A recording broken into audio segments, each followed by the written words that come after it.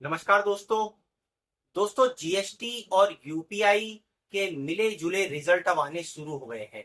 और दोस्तों, ज्यादातर लोगों को ये समझ में आने लग गया है कि वास्तव में यूपीआई को बढ़ावा देने और उसके साथ साथ इस जीएसटी को इम्प्लीमेंट करने के पीछे सरकार का क्या मकसद है।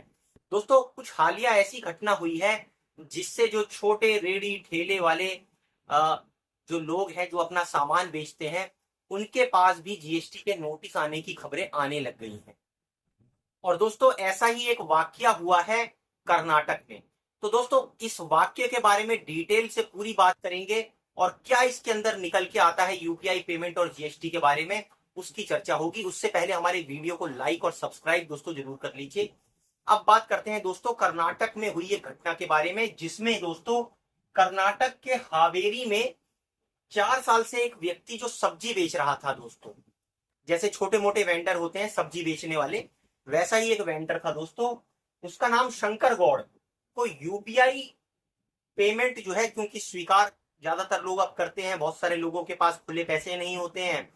बैंक एटीएम में जाइए आप तो 500 रुपए का नोट निकलता है, खुले पैसे होते नहीं, तो मजबूरी में लोगों को यूपीआई पेमेंट करनी ही पड़ती है। और सरकार बढ़ावा भी इसलिए देती है, सरकार का मकसद ये है कि यूपीआई ज्यादा पेमेंटें हो। तो दोस्तों, ये लगातार पेमेंटें लेने के कारण उस व्यक्ति को ऐसा बताया जाता है कि जीएसटी का नोटिस आ गया है तकरीबन 29 लाख रुपए का, कि 29 लाख रुपए आप जीएसटी भरिए। अब दोस्तों, ये इतना बड़ा अमाउंट है कि जाहिर सी बात है कि कोई भी रेडी ठेले वाला व्यक्ति होगा तो उसके तो होश फाख्ता हो जाएंगे। तो होश फाख्ता इनके भी हो गए दोस्तों। अब हुआ क्या है, इसके पीछे जो बताया गई है बात वो, कि पिछले 4 साल के अंदर 1 करोड़ 63 लाख रुपए की यूपीआई ट्रांजेक्शन मिली है। अब यूपीआई ट्रांजेक्शन मिली है 4 साल के अंदर, यूपीआई की जो लेन देन है। और जो वेंडर है, जो इस सब्जी वाला है, वो ये बोलता है कि भैया मैं तो हर साल अपनी आईटीआर भरता हूं, कि मेरी कमाई क्या है उसके हिसाब से मैं टैक्स पे करता हूं, आईटीआर अपना फाइल करके।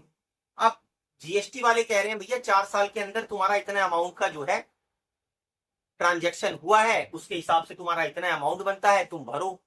अब वैसे तो दोस्तों, किसानों से अगर कोई ताजी सब्जी खरीद कर और बेचता है तो वो जीएसटी के दायरे में नहीं आता है। लेकिन कुछ चीजें हैं, कुछ क्राइटेरिया हैं, कि जिनमें जो है 20 लाख से लेकर 40 लाख तक का क्राइटेरिया, सर्विस से लेकर जो गुड्स या माल वगैरह बेचते हैं उनके लिए जीएसटी के अंदर बना हुआ है।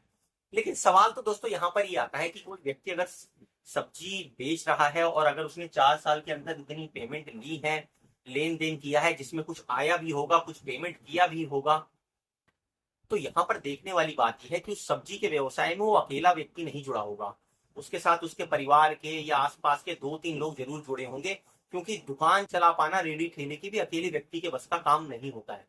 तो दोस्तों, 2-3 लोग अगर उसमें जुड़े हुए हैं और 4 साल के अंदर अगर उन्होंने 1 करोड़ 63 लाख रुपए का ट्रांजेक्शन करा भी है, तो आप ये मान लीजिए कि आधा ट्रांजेक्शन उसको मिला है और आधा उसने करा है, तो भी ये इसका तकरीबन आधा हो जाता है। तकरीबन आप इसको मान लीजिए कि 80-85 लाख रुपए के आसपास जो है वो उसने 4 साल में ट्रांजेक्शन उसको आया, उसको जो ग्राहकों ने पेमेंट करी। चलिए आप इसको और बढ़ा के मान लीजिए कि एग्जाम्पल के तौर पर कि 1 करोड़ रुपए का उसने काम करा, जिसमें उसको पेमेंटें आई, और 63 लाख रुपए की उसने पेमेंटें सामान खरीदने के लिए करी।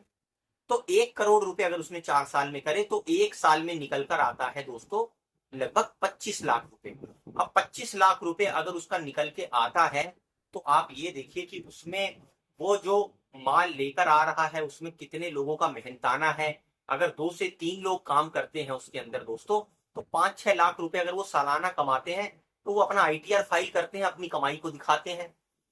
तो यहाँ पर कहने का मतलब ये है, अगर कुछ इस तरह की बातें सामने निकल कर आ रही हैं, तो भैया उसके लिए एक सरकार को कुछ इस तरह का मीडियम बनाना चाहिए कि जिससे जो हमारे भाई लोग हैं जो रेडी ठेलों पर सामान बेचते हैं, डेली वेजेस के हैं, दिहाड़ी करने वाले हैं, वो इस तरह के एक मुश्त नोटिस से उनके ऊपर बर्डन ना पड़े। अगर सरकार को देखो, सरकार अगर टैक्स लेने पर आएगी तो वो तो वसूलेगी, किसी भी तरह से साम दाम दंड भेद से वसूलेगी। लेकिन कहने का मतलब यह है, अगर आप 4 साल का टैक्स किसी व्यक्ति पे एक साथ से लाद दोगे तो उसकी तो हालत खराब हो जाएगी। और दूसरी बात यह है, इस घटना के होने से वेंडरों को जीएसटी के नोटिस आने से वहां पूरा हड़कंप मच गया है दोस्तों। अब लोग बाग जो है वो यूपीआई से पेमेंट ही लेनी बंद कर दी है। वो कहते हैं भैया कैश पेमेंट दो हमको, तो क्योंकि सरकार का मकसद यही है भैया यूपीआई पेमेंट करोगे तुम्हारी पेमेंटों को ट्रेस करेगी और फिर ये ऐसे नोटिस तो तुमसे दिए जाएंगे और वसूली की जाएगी। तो यहां पर दोस्तों देखिए मकसद तो सरकार का यही है, यूपीआई ट्रांजैक्शन को बढ़ावा क्यों देती है, क्योंकि भैया आप एक तरह से ये मान के चलिए कि भाई सरकार कहीं ना कहीं ये मानती है कि ये जो हम बिना टैक्स दिए ये जो कैश में लेन देन होता है ये तो एक तरह से काला धन है, क्योंकि इसमें सरकार को तो टैक्स पे नहीं हो रहा है। तो जो हर ट्रांजैक्शन छोटा बड़ा आप लेन देन, आप 10 रुपए के गोलगप्पे खा रहे हैं वो क्या है, आप उसमें कोई जीएसटी पे नहीं करते हैं तो वो क्या है, आप सब्जी खरीदने जाते हैं आपको कोई बिल नहीं मिलता तो वो क्या है। तो ये एक विवाद का विषय है दोस्तों, बहुत ही गहरा विवाद का विषय है। हालांकि इसी अर्थव्यवस्था ने जो कैश में चलती है, जो ऑनलाइन नहीं चलती है, इसने कई बार हमारी भारत की अर्थव्यवस्था को वैश्विक आर्थिक संकटों से भी बचाया है, क्योंकि इसमें छोटे छोटे जो काम करने वाले लेबर हैं उनको रोजगार मिलता है, उनकी कमाइयां चलती हैं और ये हमारी अर्थव्यवस्था को बाहरी अर्थव्यवस्थाओं के जो ये उथल पुथल है उनसे बचाकर रखता है, आर्थिक उथल पुथल से बचाकर रखता है। अब लेकिन दोस्तों क्योंकि लोगों में डर बैठ गया है और छोटे रेडी ठेली वाले क्योंकि अब कैश में ज्यादा काम करने का विचार बना रहे हैं, यूपीआई कम ले रहे हैं, तो ये एक और जो है क्वेश्चन मार्क क्रिएट करता है कि क्या सरकार की नीति पर लोगों का विश्वास धीरे धीरे खत्म हो रहा है, आर्थिक मामलों में क्या लोगों का विश्वास सरकार से उठ रहा है। दोस्तों आप कमेंट कर हमें अपनी राय जरूर दीजिए इस विषय पर।